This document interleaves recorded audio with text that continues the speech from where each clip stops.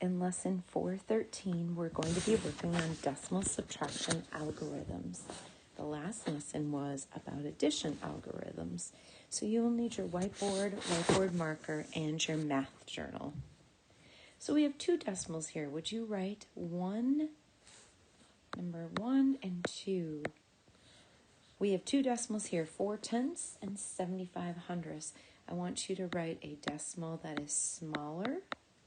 So you can write smaller up at the top and larger.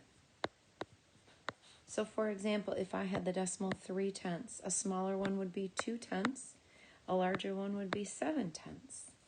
So would you go ahead, pause your video after when you are writing a decimal smaller than 4/10 and larger than 4/10, and the same thing for 75/100. Pause your video, this will take a moment. 3/10 would be smaller, 15/100 would be smaller. Anything that has less than 4 in the tenths place. Larger, I could just put a 1 in the hundredths place. 41/100 is larger. 5/10, 475 thousandths. You need to have a number after the 4 in the tenths place or a number that's larger than 4 in the tenths. 75/100, smaller would be 74/100, 100th, 731 thousandths. And larger could be 8/10, 752 thousandths, because I added a number to the thousandths place.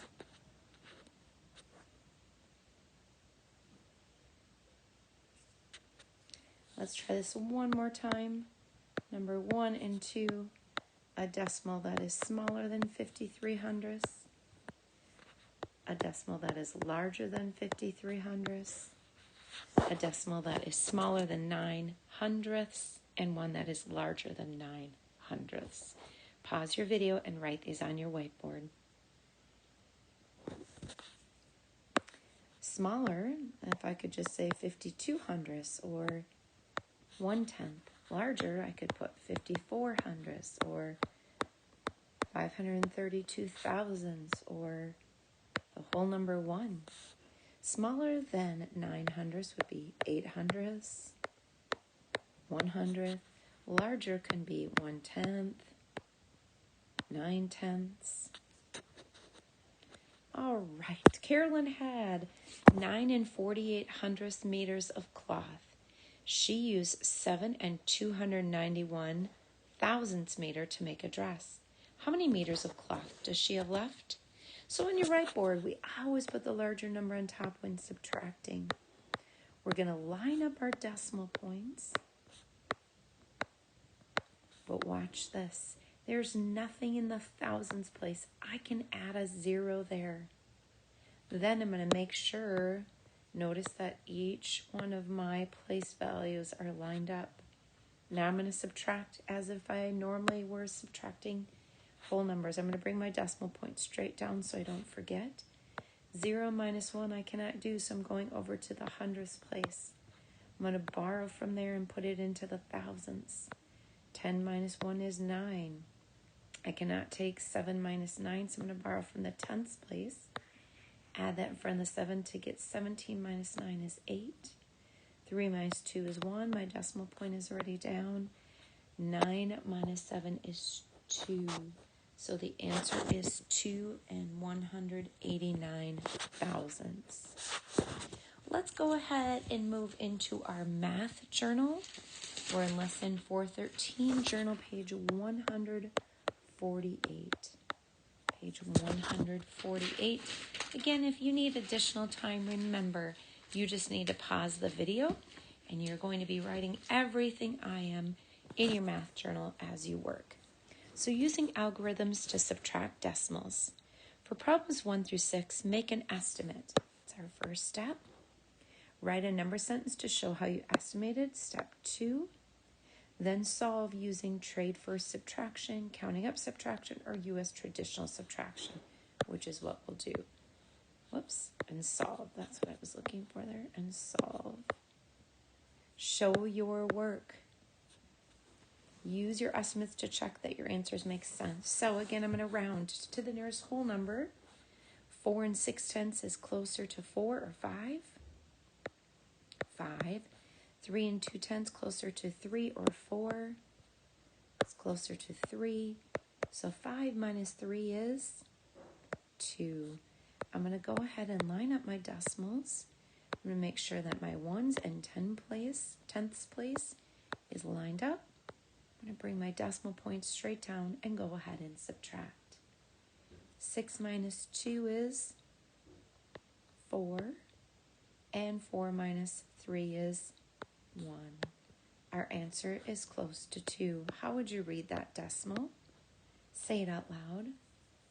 1 4/10. Number 2, 13 1/10, closer to 13 or 14? Closer to 13. 8 7/10, closer to 8 or 9? Closer to 9. Look one to the right, 5 or more, the 8 will go up to a 9. 13 minus 9 is 4. Our answer should be close to 4. I'm going to line those decimal points up really carefully. Make sure the tenths and the ones are in the same place and the decimals line up. Bring your decimal point straight down and then go ahead and subtract. I cannot take 1 minus 7, so I'm going to borrow from the ones place. Put that in front of the 1 to make 11 minus 7 is 4. Cannot do 2 minus 8, so I'm going to borrow. 12 minus 8 is 4. So our answer is close to our estimate. How would you say our answer? Say it out loud. 4 4/10. Number 3, 6 87/100. Closer to 6 or 7? Closer to 7. 2 52/100. Closer to 3. 5 or more, raise the score. So 7 minus 3 is 4. Let's go ahead and line those numbers up carefully as we write down 6 87/100 minus 2 52/100. Bring your decimal point straight down so you don't forget. 7 minus 2 is 5.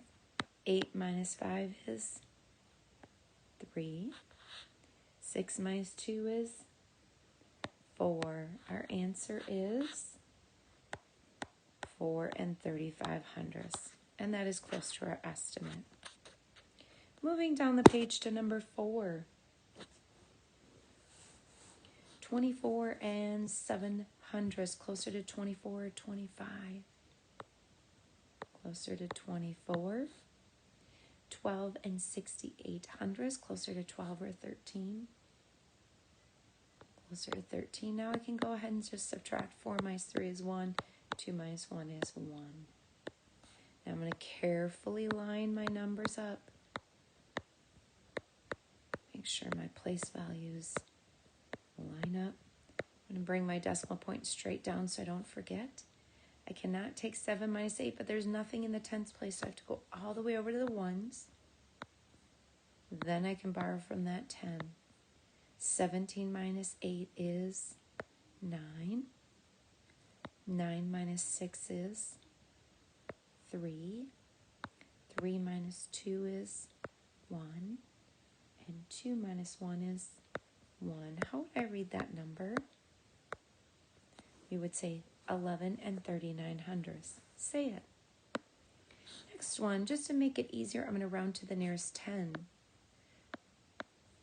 So 62 432,000, closer to 60 or 70. Closer to 60. And 19 712,000, closer to 19, or I should say 10 or 20. 20. So 60 minus 40. 60 minus 20 is 40. Now I'm going to be very careful. Again, the more numbers I have to line up, to be really careful. 62 432,000. Use the whole box. Don't try to make your numbers too small. 19 712,000. Bring your decimal point straight down before you start subtracting. 2 minus 2 is 0. 3 minus 1 is 2. I cannot take 4 minus 7, so I'm going to borrow from the 1s. Place that in front of the 4 to make 14 minus 7 is 7. Cannot take 1 minus 9, so I borrow from the 6. Put that in front of the 1 to make 11 minus 9 is 2. And 5 minus 1 is 4. How would I read that number? Read it out loud with me. 42 and 720 thousandths. And number 6. We're round to the nearest 10. Actually, you know what? I think because I'm going to round it to the nearest whole number. 17 and 41 hundredths, closer to 17 or 18. 4 less, let it rest. And 6 and 727, 6 and 274 thousandths, closer to 6 or 7, closer to 6, and 17 minus 6 is 11.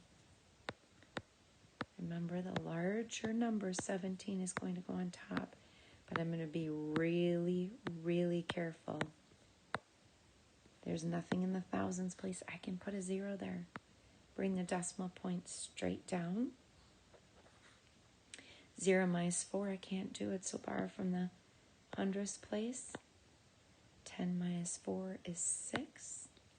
To borrow from the tenths place. 10 minus 7 is 3. 3 minus 2 is 1. 7 minus 6 is 1. And bring your 1 straight down. Read this number with me. 11 and 136 thousandths. By practicing saying it aloud, you'll get better at that. You need to practice it. If you're just listening, you may forget that skill. So number 7, choose one problem. Think about the algorithm you used. Answer the questions below. How did your choice of algorithm help you get an accurate answer? Don't have to write anything, but if you lined up the place values, that helped you make sure you were accurate. Okay. Was your choice of algorithm the most efficient choice? We only did it traditional, so you don't have to worry about answering question number 7. You may put 1X through it. Moving on to math boxes, page 149. Page 149. Number 1, write the coordinates for each of the points on the grid, on the coordinate grid. Remember, move that ladder over to exactly where you want it before you go up the ladder. So M is over 3 and up 4.